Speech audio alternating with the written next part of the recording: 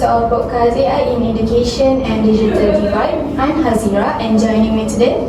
Hi everyone, my name is Nadia Natasha. Hi, my name is Norauni Anissa. My name is Zari Sofia. So today we will talk about how AI transforming education and also how it's creating some big challenge when it comes to equal access between urban and rural areas. So before we start our podcast, let's go through our AI video first for our topic that we're going to discuss after this. Are you curious about the role of artificial intelligence in education? Artificial intelligence, or AI, is revolutionizing the way we teach and learn. Through AI-powered tools, educators can personalize learning experiences for students. AI can analyze data to identify students' strengths and weaknesses, providing targeted support. With AI, teachers can automate administrative tasks, giving them more time to focus on instruction. Intelligent tutoring systems use AI algorithms to provide individualized feedback and assistance to students. AI can help students with special needs by adapting content and providing personalized interventions. Chatbots powered by AI can answer students' questions, providing instant support outside of the classroom. Virtual reality and augmented reality, powered by AI, can create immersive learning experiences. AI can also detect patterns in student behavior to identify potential issues or areas of improvement.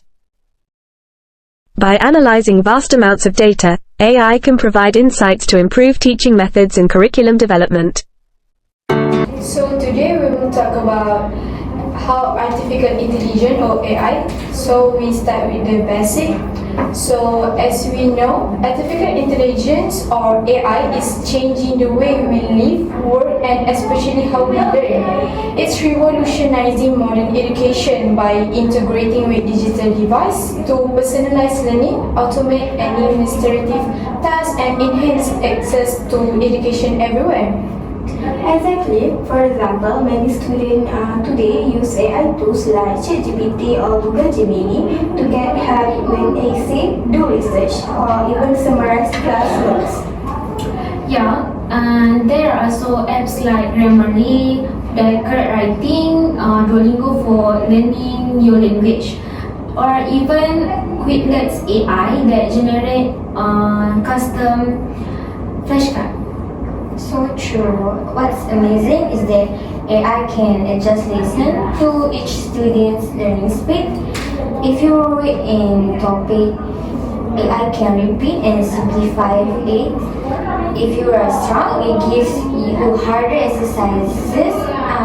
That's something a traditional classroom can't always do. Yeah, that's right. That's called personalized learning. AI act almost like a private tutor that's available 24 hours. But of course, while this sounds great, it's not the same experience for everyone, especially when we talk about access.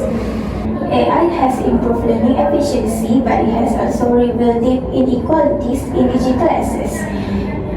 This is what we call the digital divide, the gap between those who have access to modern technology and those who don't. Yeah, exactly.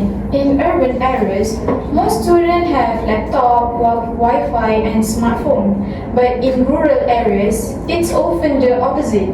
Some schools still rely on one shared computer or have limited internet coverage. Yeah, and that not just in Malaysia. It's a global issue. For example, in India or part of Africa, the rural school struggle with poor internet, outdated computers, or no electric at the same times.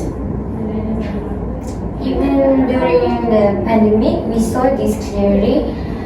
Students in cities could attend online classes easily, and while some rural students had to share one phone among siblings just to attend their classes.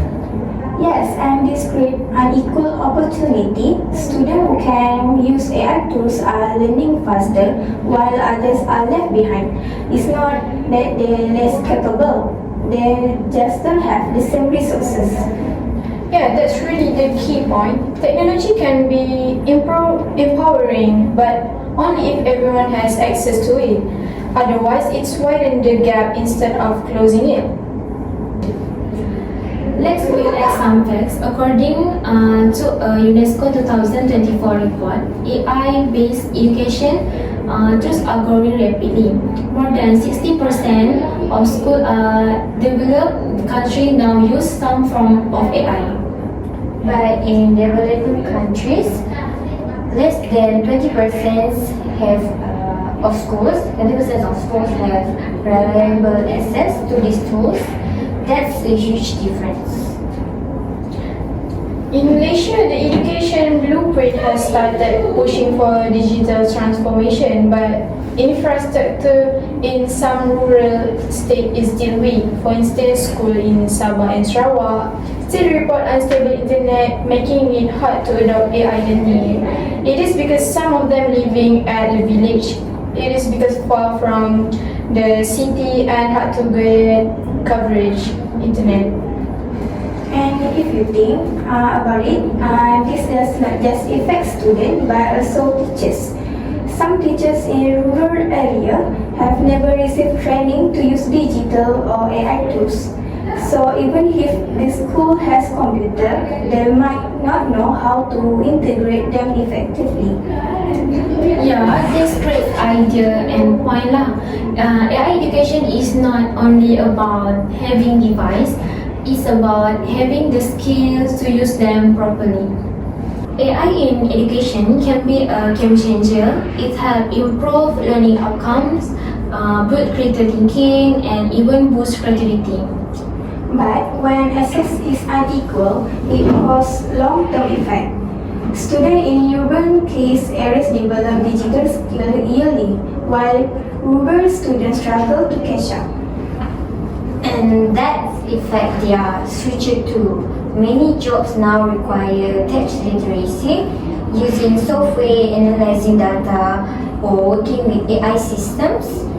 So if rural students don't get digital training early, it limits their career options later on. Yeah, not to mention, it creates a social and economic imbalance. Urban students move ahead, get better job opportunities, and contribute more to the digital economy while rural communities lag behind. That's why bringing the digital divide is not just about education, it's about fairness, opportunity, and national progress. So, I agree with you guys' opinion about AI in education and digital divide. So, let's spread out about the moral of our podcast topic for today. So, Sophia, what do you think about our moral of the topic for today? Okay, let's talk about the moral side of this issue. AI should support learning, not replace critical thinking. And students and teachers must use AI responsibly. It's great to ask AI questions, but we shouldn't copy everything it says. We need to think critically, verify information, and use AI as a learning partner, not a shortcut. Yes, for example, instead of asking ChatGPT to write your essay, you can ask it to explain a topic and give you ideas. That's way you are still learning and using your creativity. And besides personal responsibility, there is also the need for better digital policies. Government should invest more in internet infrastructure, especially in rural schools, and provide digital training for both teachers and students. Private companies can also help by offering affordable AI education platform or even donating laptops and data package to underprivileged schools. And we, as a students, should encourage ethical AI use, like citing sources, avoid plagiarism, and respecting privacy. Exactly, education should not just focus on using AI, it should teach digital ethics and critical thinking. So after everything we have discussed, AI in education is a powerful tool. It can make learning faster, smarter, and more fun. But at the same time, we must recognize that technology is not equally available to everyone. That's right. Bridging the digital divide means giving every student the same chance to benefit from AI, no matter where they live or what device they use. And remember, the true purpose of education is not just to use technology, but to think critically, create ideas, and make the world better. AI should help us to do that, not replace it. Beautifully said. So let's make sure that as AI continue to grow, we use it responsibly, ethically, and inclusively. Thank you for listening to our podcast. AI in education and digital divide.